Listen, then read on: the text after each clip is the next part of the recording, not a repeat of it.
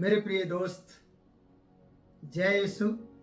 आइए हम परमेश्वर के वचन से पढ़ते हैं। पहला शमूएल और उसके 7 अध्याय और उसके 4 पद को हम देखेंगे। उसके अलावा हम और भी वचन को हम देख पाएंगे। प्रिय वचन हम इस प्रकार से बताता है, तब इजराइलियों ने बाल देवताओं और अस्तोरेत देवियों को दूर किया और केवल यहोवा ही की उपासना की। 4 पद हमें ये बता रहा है कि इजरायली लोग परमेश्वर को मानते हुए भी इस प्रकार की मूर्तियां या देवी देवता की वो उपासना करते थे। इसका मतलब आपको इस वचन से ये क्लियर होता है, स्पष्टता दिखाई जाती है। ये वचन दिखा रहा है, आपको बताना चाहता है कि क्यों बार बार उन्हें परमेश्वर को मानना पड़ता है,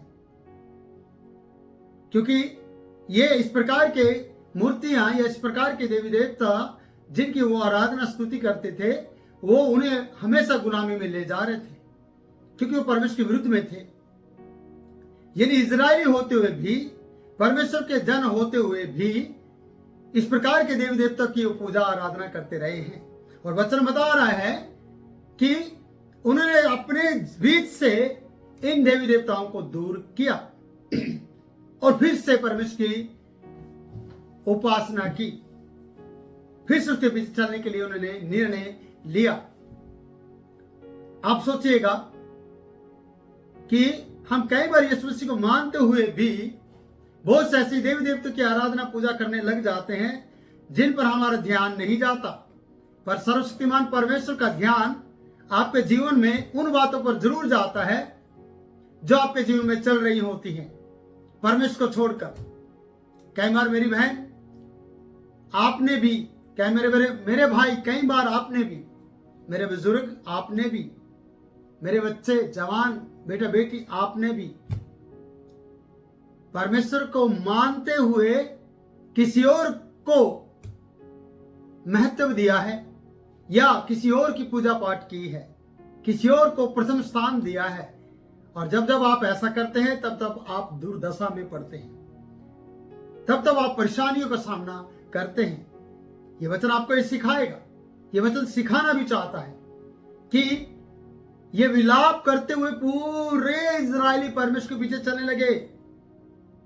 और शमूएल ने ये सारी बातें बताई कि भाई तुम्हारे बीच में देवी देवता हैं, तुमने परमेश्वर को छोड़ दिया है, तुमने अपने लिए और देवी देवता बना लिए हैं, तुमने प्रथम स्थान किसी और को दिया है परमेश्वर के अलावा, तुमने परमेश्वर को छोड़ा है, इसलिए परमेश्वर ने तुम्हें छोड़ दिया है। मेरे भाई मेरी बहन, मैं आपसे वचन से बताना चाहता हूं कि इजरायली को मत देखिए। इजरायली हमेशा बुड़बुड़ाते रहे हैं। परमेश्वर सर्वशक्तिमान परमेश्वर बड़े बड़े चमत्कार करके उन्हें मिस्र से निकाल लाया, फिर भी वो बुड़बुड़ाते रहे। और बुड़बुड़ाना उनके लिए जंगल के बीच में मृत्यु का कारण बन गया, मृत्यु का ढेर हो गए वो लोग, क्योंकि वो बुड़बुड़ाते रहते थे। और आज मसीह लोगों का भी बुड़बुड़ाना बंद नहीं होता है। एक आराधनालय में जाते हुए वो कुछ समय चलते, कुछ समय के बाद दूसरे में वो चलते हैं। एक पास्टर के पीछे चलते हैं, उसके अगुवाई में रहते हैं, दूसरे कुछ समय के बाद दूसरे की अगुवाई में चले जाते हैं, पर वो अपने आप को कभी बदलते नहीं है। परमेश्वर का वचन आपको सिखाना चाहते कि आपको बदलने की जरूरत है। 4 पद ये बता रहा है कि उन्होंने देवी देवताओं को दूर किया और केवल यहोवा की उपासना की। आज आपको भी और मुझे भी, हम सबको भी ऐसा निर्णय लेने की जरूरत है। अगर आपके जीवन में इस प्रकार की कोई गलती है, अगर आपके जीवन में कोई कष्ट या परेशानी चल रही है, तो आप थोड़ा सोचिएगा कि कहीं न कहीं मैंने परमेश्वर के विरुद्ध में कोई कार्य किया है। छानबीन कीजिएगा तो परमेश्वर आपकी मदद करेगा। कोई अगुआ आपकी मदद करेगा, या जिस चर्च में आप जाते हैं वो चर्च का पासवान आपकी अगुवाई करेगा। जिस अगुवे की अगुवाई में आप चलते हैं उसके अधीन रहने की कोशिश कीजिएगा, परमेश्वर आपकी मदद करेगा। बंदर की तरह इस डाल से उस डाल पर कूद मारने से अच्छा है आप स्थिर हो जाएं और परमेश्वर के ऊपर भरोसा करते हुए अपने पासवान की अगुवाई में चलें। वो आपको कभी भी गलत रास्ता नहीं दिखाएगा। यीशु मार्ग है, वो उसके पीछे आपसे पहले चला है और आज भी चल रहा है और आपको भी उसी मार्ग पर ले जाना चाहता है अगर आप चलना चाहते हैं। तो इसलिए सैमुअल ने सही मार्ग दिखाया। उसने कहा कि इन सब चीजों को अपने जीवन से, अपने बीच से दूर करो, और इन्होंने दूर किया और केवल ऐसा लिखा है यहोवा ही की उपासना वो करने लगे। ये 4 पद हैं। 5वें पद में भी हम आते हैं। फिर सैमुअल ने कहा सब इजराइलियों को मिस्पा में इकट्ठा करो। उसने सलाह दी कि सब इजराइलियों को इकट्ठा करो मिस्पा में, मैं तुम्हारे लिए यहोवा से प्रार्थना करूंगा।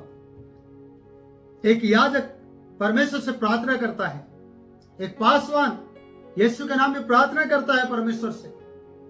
आपका लीडर आपके लिए और आपके पूरे घराने समाज के लिए प्रार्थना करता है। उसने कहा सभी को इकट्ठा करो, मैं यहोवा से तुम्हारे लिए प्रार्थना करूंगा। सैमुअल ने ये बात कही और लिखा है, वचन बताता है और 6वां पद, तब वे मिस्पा में इकट्ठे हुए और जल भर के यहोवा के सामने उंडेल दिया। जल को भर के यहोवा के सामने उंडेला और उस दिन उपवास भी किया। और वहां वो उपवास किया और वहां कहने लगे, वो लोग कहने लगे हमने यहोवा के विरुद्ध पाप किया है। देखना, उपवास किया, परमेश्वर के लिए जल को उंडेला, जल नहीं पिया, खाना नहीं खाया, पश्चाताप किया। क्या पश्चाताप है? हमने यहोवा के सामने पाप किया है। सचमुच में बहुत से लोगों ने परमेश्वर की हाजुरी को छोड़कर पाप किया है। परमेश्वर पर भरोसा ना रख के किसी और पर भरोसा किया है, तो ये पाप है, ये गलतियां हैं। और आपको भरोसा करना है सिर्फ परमेश्वर के ऊपर। वचन बताता है सैमुअल ने मिस्पा में इजराइलियों का न्याय किया। प्रार्थना बाद में की, पहले न्याय किया। उसने उनकी गलतियों को जताया होगा, उनके बारे में बहुत सी बातें उन्हें बताई होगी कि तुमने कैसे परमेश्वर को क्रोध या रिश्त दिलाया है। ये बातें परमेश्वर के लोगों के सामने सैमुअल ने कही। और आगे लिखा है, जब फलिस्तियों ने सुना कि इजरायली मिस्पा में इकट्ठे हुए हैं, अब दुश्मनों को भी पता चला है कि इजरायली लोग मिस्पा में इकट्ठे हुए हैं, तब उनके सरदारों ने इजरायलियों पर चढ़ाई की। यह सुनकर इजरायली फलिस्तियों से भयभीत हुए और इजरायलियों ने सैमुअल से कहा, हमारे लिए परमेश्वर की यहोवा की दुआई देना ना छोड़। देखिए, अगुवे की जरूरत पड़ती है प्रियो। जब जब आप समस्या में पड़ेंगे, आप एक अगुवे की तलाश में होंगे, आप अगुवों को ढूंढेंगे। पर मैं आपको कहना चाहता हूं, आप अपने अगुवों के पास लौट जाएं, आप अपने पासवानों के पास लौट जाएं और वहां जाकर उनकी अगुवाई में चलें। यहां पर वचन बताता है, जब वो भयभीत हुए दुश्मनों के कारण, जब दुश्मनों ने पता चला कि वो इकट्ठे हैं, आओ उन्हें मारें, तब यह कहकर इजरायली फलिस्तियों के से भयभीत हुए और इजरायलियों ने सैमुअल से कहा, क्या कहा? यहां पर लिखा है वचन में, हमारे लिए हमारे परमेश्वर यहोवा की दुआई देना ना छोड़। हमारे लिए हमारे परमेश्वर यहोवा से दुआई देना ना छोड़। याद आ गया हमारा परमेश्वर। कई बार आप परमेश्वर का हमारा नहीं बोलते, अपना नहीं बोलते। दुआई देना ना छोड़ा, ऐसा लिखा है। प्रार्थना करता रहे प्रिय। सैमुअल उनके लिए प्रार्थना कर रहा था और लिखा है, जिससे वह हमको फलिस्तियों के हाथ से बचाए। अगर आप बचना चाहते हैं, अगर अपने जीवन में बचाव लाना चाहते हैं, मैंने पिछली वीडियो में कहा, अगर आप छुटकारा चाहते हैं तो आपको पश्चाताप के साथ आपको उन सब बुराइयों को और उन सब चीजों को अपने जीवन से अलग करना होगा। और ये वचन यही बता रहा है कि सैमुअल के सामने, और सैमुअल ने उन्हें इकट्ठा किया और परमेश्वर के सामने सैमुअल इन्हें ले आया है। और फलिस्तीनियों को भी पता चल गया कि ये सब इकट्ठे हो गए हैं, आओ हम इन पर चढ़ाई करें। और ये डर गए हैं, भयभीत हो गए हैं। लेकिन ये देवी देवता की आराधना पूजा करने के लिए परमेश्वर से कभी नहीं डरे, पाप करने के लिए कभी भी नहीं डरे। आज सैमुअल से कह रहे हैं, हमारे लिए प्रार्थना करना ना छोड़, हमारे लिए दुआ करना ना छोड़, दुहाई देना ना छोड़। प्रियो, आज भी आपका पासवान आपके लिए दुहाई दे रहा है, आज भी आपका पासवान आपके लिए प्रार्थना कर रहा है, पर आपने पाप पे पाप करना नहीं छोड़ा है, आपने पश्चाताप नहीं किया है, आप भयभीत हो रहे हैं और होते चले जाओगे अगर आप पीछे मुड़कर नहीं आए। इसलिए आपको पीछे मुड़ना होगा, परमेश्वर के पास आना होगा, यू टर्न लेना होगा, उन देवी देवताओं से, उन सारी दुनिया की, उन ऐसो आराम की, उन चीजों से जो आपको परमेश्वर से दूर करती हैं, उन्हें छोड़ना होगा और छोड़कर आप फिर परमेश्वर के पास आपको आना होगा।